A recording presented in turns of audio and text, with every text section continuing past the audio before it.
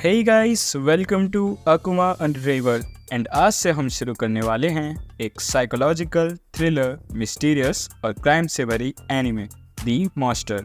जिसकी स्टोरी की शुरुआत होती है हमारे मेन कैरेक्टर डॉक्टर तेनमा के एक डिसीजन से, जहां पे वो एक ऑपरेशन से शहर के मेयर की जगह एक बच्चे की जान बचाते हैं।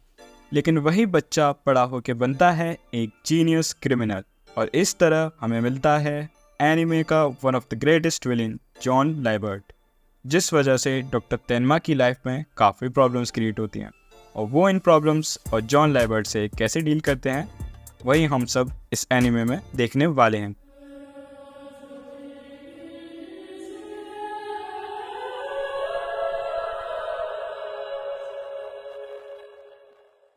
एपिसोड के शुरुआत में हम देखते हैं कि डॉक्टर केंजो तेनमा और उनके टीममेट्स ऑपरेशन थिएटर से बाहर आ रहे हैं, और बाकी डॉक्टर्स डॉक्टर तेनमा की तारीफ करते हुए कहते हैं कि वो कितने माहिर सर्जन हैं और उनकी वजह से हम इतनी मुश्किल सर्जरी भी आसानी से कर पाए। लेकिन तेनमा कहता है कि ये सब आप लोगों के बिना नहीं हो पाता। ये सर्जरी 6 घंटे लंबी चली, जिस वजह से बाकी डॉक्टर्स डॉक्टर तेनमा से कहते हैं कि अब आपके लिए आज और कोई पेशेंट नहीं है, तो अब आप आराम कीजिए, और ये कह के वो चले जाते हैं। उसके फेस से भी पता चलता है कि वो कितना थक चुका है, और तभी उसको पास में बैठी एक औरत के रोने की आवाज़ सुनाई देती है, जिसको कि वो इग्नोर करके चला जाता है। उस औरत के पास बैठा बच्चा उससे पूछता है कि डैड कहाँ हैं और उनको क्या हुआ है, लेकिन देखने से लग रहा होता है कि वो मर चुके हैं। अब हमें डसेल्डॉर्फ नेम का शहर दिखाया जाता है, जो कि जर्मनी में है,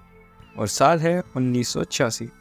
अब हमें तेनमा के साथ ईवा हैंडमैन नाम की एक लड़की दिखाई जाती है, जो उसे किस करते हुए जगाती है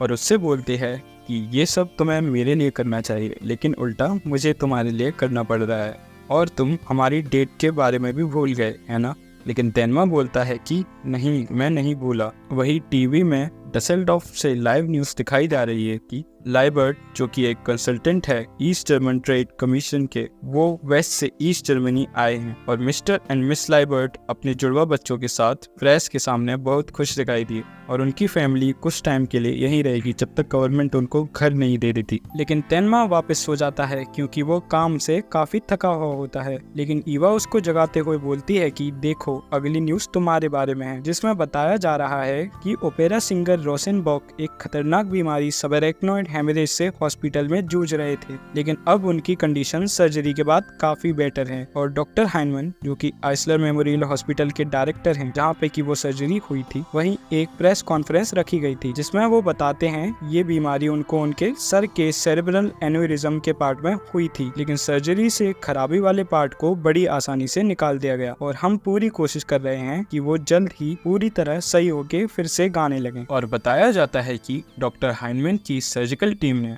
बहुत सी मुश्किल सर्जरीज को बड़ी बेखूबी से पूरा किया है, और इस सर्जरी के बाद उन्होंने देश की मेडिकल कम्युनिटी में अपनी जगह और मजबूत कर ली है। अब हमें बताया जाता है कि ईवा डॉक्टर हाइनमैन की बेटी है, और डॉक्टर तेनमा उनकी सर्जरी टीम का मेंबर है, और उन्हीं की वजह से डॉक्टर हाइनमैन के हॉस्पिटल का इतना नाम है। जिस वजह से ईवा बोलती है, डैड जरूर तुम्हारे एहसानमंद होंगे, लेकिन तेनमा बोलता है कि एहसानमंद तो मुझे तुम्हारे डैड का होना चाहिए, जिनकी वजह से मुझे जर्मनी में काम करने का मौका मिला। ईवा बोलती है, तुम हौसला रखो, अगर तुम ऐसे ही डैड के साथ रहोगे तो तुम्हारा फ्यूचर सेट है। जल्द ही डैड बोर्ड के चेयरमैन बन जाएंगे, और फिर तुम सीधे चीफ डायरेक्टर, और मैं चीफ डायरेक्टर की वाइफ, और फिर वही आउट ऑफ सिलेबस डेट ड्यूट्स की बातें। अब सीन चेंज होता है हॉस्पिटल में, जहां तेनमा की वजह से एक और सर्जरी काफी आसानी से हो जाती है। एक बेकर नेम का डॉक्टर तेनमा की तारीफ करते हुए बोलता है, तुमने हमेशा की तरह कमाल का काम किया, तुम इतनी कम एज में ही न्यूरो सर्जरी के हेड बन गए,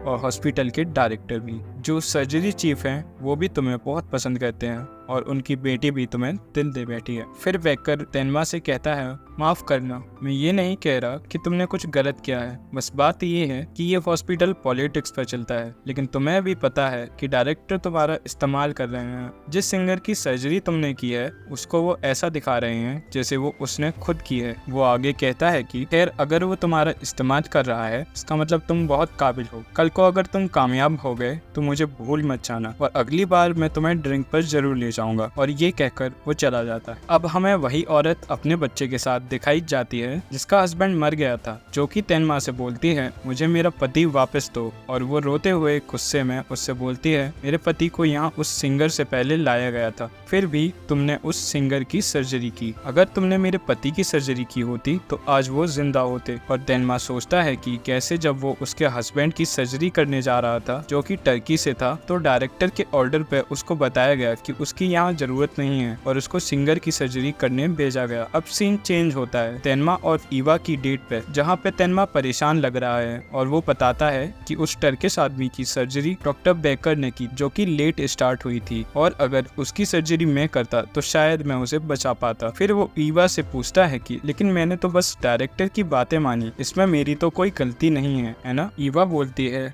हाँ, क्योंकि हर किसी की जान की कीमत एक जैसी नहीं होती। ये सुनने के बाद तेनमा को एकदम से शौक लगता है और उसको याद आता है कि कैसे वो औरत रोते हुए अपने हस्बैंड को वापस मांगते हुए गिड़गिड़ा रही थी। अब हमें दिखाया जाता है कि पुलिस लाइबर्ट फैमिली के घर पे आई है क्योंकि उनके पड़ोसियों ने उनको यहाँ 5-6 गोली चलने की खबर दी, और एक पुलिसमैन बोलता है कि ये तो बहुत बड़ा मामला बनने वाला है। और जब ये घर के अंदर जाते हैं तो पता चलता है कि मिस्टर एंड मिस लाइबर्ट को किसी ने मार दिया है, और वहीं उनको दूसरे रूम में उनकी बेटी खड़ी हुई दिखाई देती है जो कि बिल्कुल सदमे में है, और उसके सामने उसका भाई बेहोश पड़ा है जिसके सर में गोली लगी है और जिसकी हालत बहुत नाजुक है, और रूम की विंडो को देखकर लग रहा है जैसे कि इसको तोड़कर यहाँ से कोई भागा है।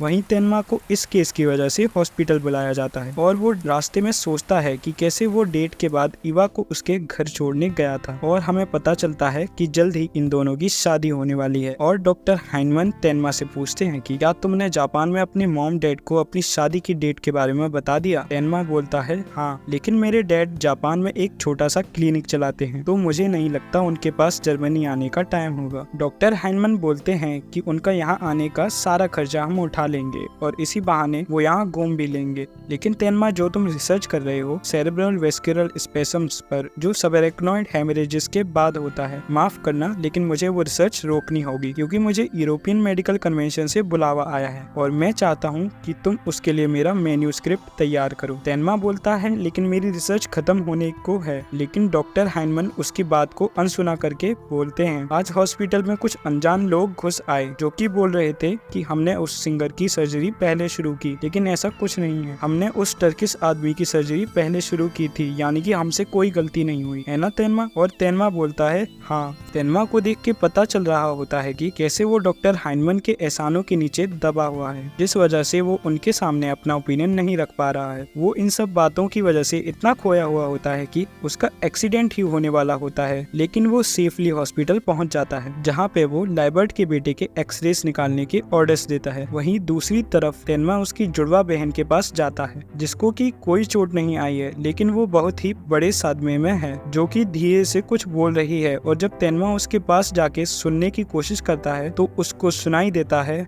मार दो। वहीं उसके भाई के एक्सरे और सीटी स्कैन से पता चलता है कि गोली उसके सर से होते हुए उसके दिमाग तक घुस चुकी है और ये सर्जरी बहुत मुश्किल होने वाली है क्योंकि गोली उसके दिमाग के सेरेब्रल आर्टरी के पार्ट को टच कर रही है। वहीं डॉक्टर बेकर आज भी सर्जरी के लिए लेट आया है, जबकि उसको तो ड्यूटी पर होना चाहिए था। वहीं तेनमा जल्दी से सब कुछ समझ के बाकी डॉक्टर्स को बताता है कि कैसे क्या करना है और सर्जरी बस शुरू ही होने वाली होती है। तभी एक डॉक्टर तेनमा से आके बोलता है कि आपको यहाँ नहीं होना चाहिए क्योंकि 10 मिनट में मेयर यहाँ आ रहे हैं जिनके दिमाग में ब्लड क्लॉट हो गया है और आपको उनकी सर्जरी करनी है। तेनमा उस डॉक्टर से बोलता है कि मेयर के लिए आप डॉक्टर बॉयर को बुलाएं ना, लेकिन वो डॉक्टर बोलता है कि उनको आर्टेरियल ऑक्लूजन का भी खतरा है, इसलिए अगर वैसा हुआ तो आपको सर्जरी करनी होगी। जिसके बाद वो डॉक्टर तेनमा से डॉक्टर हाइनमन की बात कराता है जो कि तेनमा से बोलते हैं कि मैं चाहता हूँ कि तुम मेयर की सर्जरी करो और मैंने डॉक्टर आइजन और डॉक्टर बॉयर को भी तुम्हारी हेल्प के लिए बुला बचा लिया है। तेनमा बोलता है लेकिन मैं तो अभी एक बच्चे की सर्जरी करने जा रहा हूँ, जो कि बहुत मुश्किल सर्जरी है जिसको कि सिर्फ मैं ही कर सकता हूँ। लेकिन ये बुढ़ऊ बोलता है कि चाहे जो भी हो, मैं चाहता हूँ कि तुम मेयर को बचाओ। उन्होंने मुझसे वादा किया है कि वो हॉस्पिटल की सब्सिडीज बढ़ाएंगे, इसलिए हम उनको मरने नहीं दे सकते और मुझे तुम पर पूरा यकीन है तेनमा। जिसके बाद तेनमा ना चाहते हुए भी मेयर की सर्जरी करने जा रहा होता है, लेकिन तभी उसको वो औरत याद आती है जो कि तेनमा से अपने मर चुके हस्बैंड को वापस मांग रही थी। उसको अचानक से रियलाइज होता है कि उसको उस बच्चे की सर्जरी करनी चाहिए, ना कि मेयर की, और वो डॉक्टर हाइनमैन के ऑर्डर्स को ना मानकर उस बच्चे की सर्जरी शुरू करने वाला होता है। और वहीं उस लड़के की बहन अभी भी बस एक ही लाइन बार बार बोले जा रही है,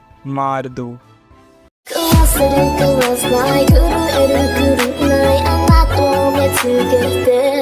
You